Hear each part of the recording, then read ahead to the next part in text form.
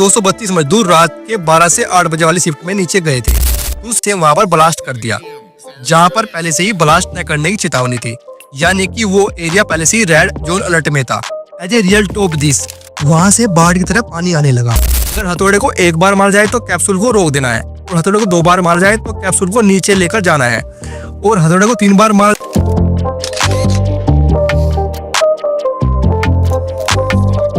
दोस्तों, आप लोगों ने अभी तक भारत के अंदर अलग अलग किताबों में महात्मा गांधी, जवाहरलाल नेहरू, सुभाष चंद्र बोस जैसे महान लीडर के बारे में तो डेफिनेटली पढ़ा ही होगा, लेकिन क्या आप जानते हैं भारत के अंदर एक ऐसा व्यक्ति भी था जिसने अपने खुद के दम पर 65 मजदूरों को 104 फुट गहरी कोयले के खान से सुकुशल बाहर निकाला था।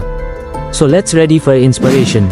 आज इस वीडियो में हम कैप्सूल मैन यानी उस पर्सनालिटी के बारे में बात करेंगे जिसने 65 मजदूरों को कोयले की खान से निकाला था, और पूरी दुनिया में उस समय का ये पहला सफल ऑपरेशन जो लेट जसवंत सिंह गिल ने सुकुशल पूरा किया था। Let's start with biography of Jaswant Singh Gill, the Capsule Man।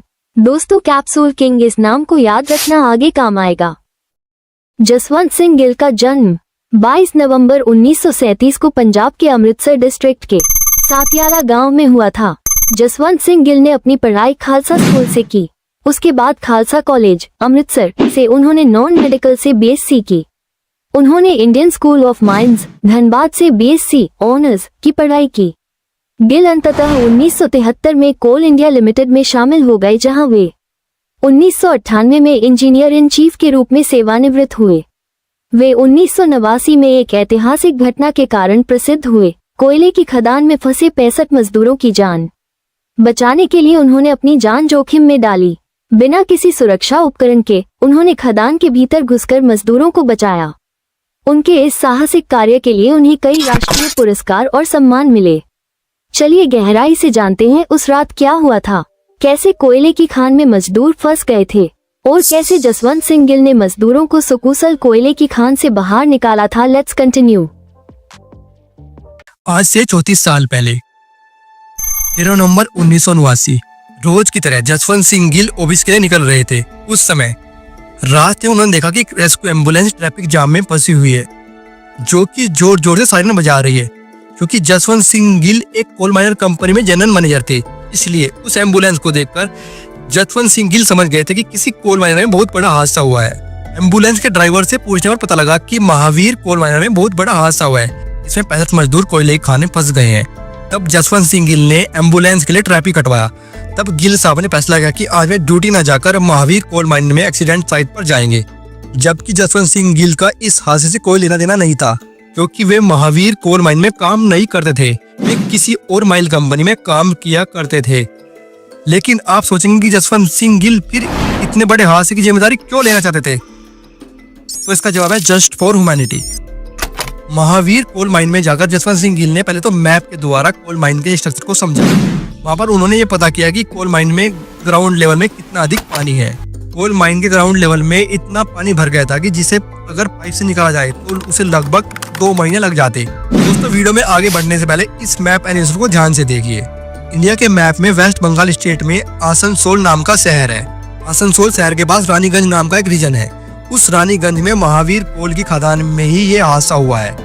इस पूरे कंसेप्ट को समझने से पहले आपको ये पता होना चाहिए कि जब भी किसी कोयले खदान में काम होता है तो उसमें ग्राउंड में जाने के लिए एक एंट्री शाफ्ट और एक एग्जिट शाफ्ट लगा दिए जाते हैं। इस शाफ्ट वर्ड से कंफ्यूज मत होना, इसको आप नॉर्मल लिफ्ट की तरह भी मान सकते हैं, यानी कि शाफ्ट लिफ्ट की तरह ही काम करते हैं। इसके द्वारा मजदूर कोयला लेने के लिए इन शाफ्ट के जरिए मजदूर ग्राउंड में जाते थे। फिर ग्राउंड में विस्फोट करने के बाद इन्हीं शाफ्ट के द्वारा वो वापस आते थे, यानी कि एक शाफ्ट कोयले खदान में नीचे जाने के लिए होती थी तो दूसरी शाफ्ट कोयले खदान से ऊपर बाहर आने के लिए होती थी। दोस्तों, 12 नवंबर की रात 12 बजे 232 मजदूर शाफ्ट के जरिए महावीर कोल माइनर में उतरते हैं। लेकिन वीडियो में आगे बढ़ने से पहले आपको 2 बात का पता होना बहुत जरूरी है। पहले तो ये कि यहाँ पर 24 घंटे काम चलता है और यहाँ पर 8-8 घंटे की 3 शिफ्ट होती है। सुबह 8 से 4 बजे, फिर शाम के 4 से रात के 12 बजे तक, और फिर रात के 12 बजे से सुबह 8 बजे तक। ये 232 मजदूर रात के 12 से 8 बजे वाली शिफ्ट में नीचे गए थे। दूसरी बात, ये 8 घंटे की शिफ्ट में सिगरेट बीड़ी पीना बिल्कुल निषेध है, यानी कि आप सिगरेट बीड़ी का इस्तेमाल नहीं कर सकते, क्योंकि कोयले खान में आग लगने का खतरा बहुत अधिक होता है। So we said that it is no smoking zone. गलती से किसी वर्कर ने लापरवाही से वहां पर ब्लास्ट कर दिया, जहां पर पहले से ही ब्लास्ट न करने की चेतावनी थी, यानी कि वो एरिया पहले से ही रेड जोन अलर्ट में था। As a result of this वहां से बाढ़ की तरह पानी आने लगा और कोल माइनर के अंदर हड़कंप मच गया। जो 161 लोग शाफ्ट के पास काम कर रहे थे वे मौके पर ही शाफ्ट की सहायता से ऊपर चले गए। जो 71 लोग नीचे रह गए उनमें से 6 लोग पानी की चपेट में आकर मौके पर ही दम तोड़ गए।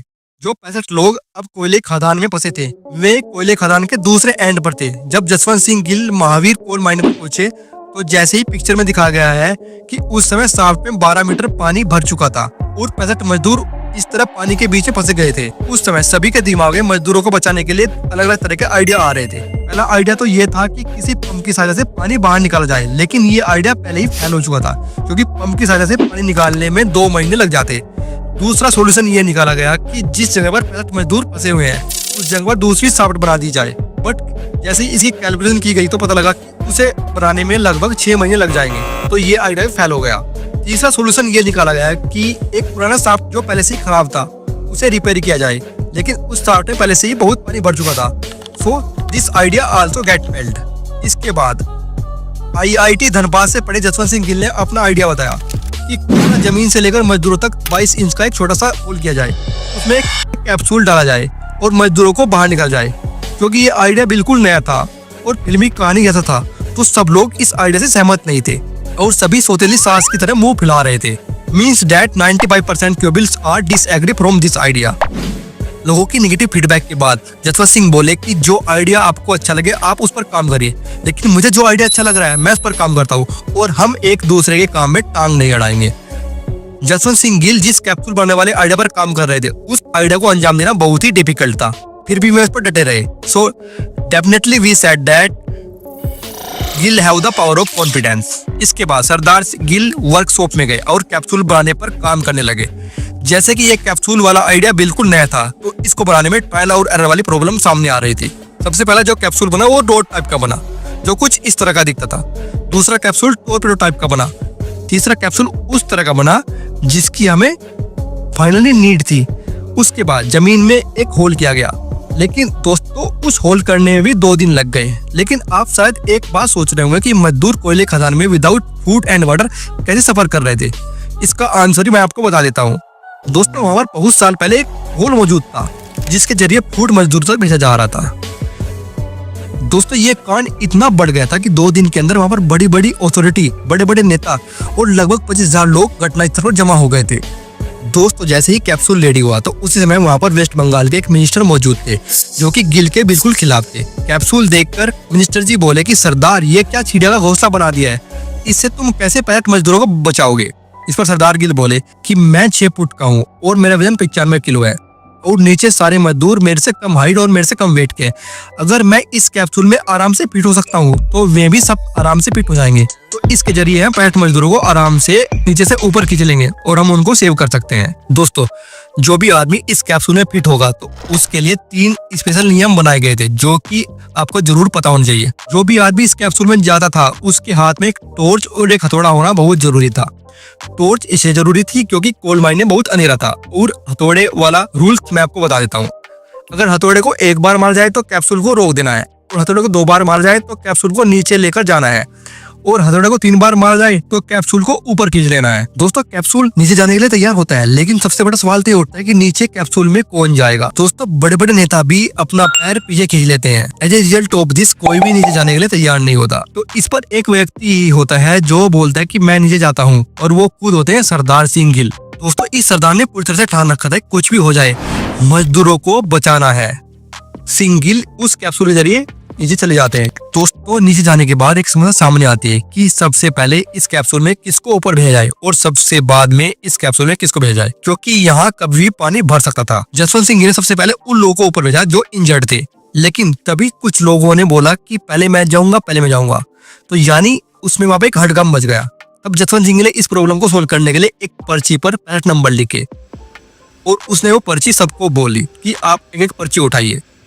तो इस पर जिसने भी जो पर्ची उठाई वही उसका नंबर था। फॉर एग्जाम्पल अगर किसी आदमी की पर्ची का नंबर 9 है तो यानी कि उससे पहले 8 लोग जाएंगे, 9वां नंबर उस व्यक्ति का होगा। तो दोस्तों इस तरह जसवंत सिंह गिल ने 65 मजदूरों को बचाया था और सबके बाद में ही जसवंत सिंह गिल खुद उस कैप्सूल के जरिए बाहर निकले थे। यानी सबसे लास्ट में जसवंत सिंह गिल ही उस खदान में मौजूद थे जो कि सबसे लास्ट में निकले थे। और दोस्तों ये वीडियो आपको कैसी लगी तो अपने कमेंट जो भी आपका फीडबैक हो तो हमें जरूर देना। और दोस्तों अगर आपने रतन टाटा की ये वीडियो नहीं देखी है जो आप देख रहे हैं, इसका लिंक नीचे मिल जाएगा, जो कि रतन टाटा ने हमारे देश के लिए बहुत सारे ऐसे काम किए हैं जो कि हमें इंस्पिरेट करते हैं। तो आप वो वीडियो भी देख सकते हैं।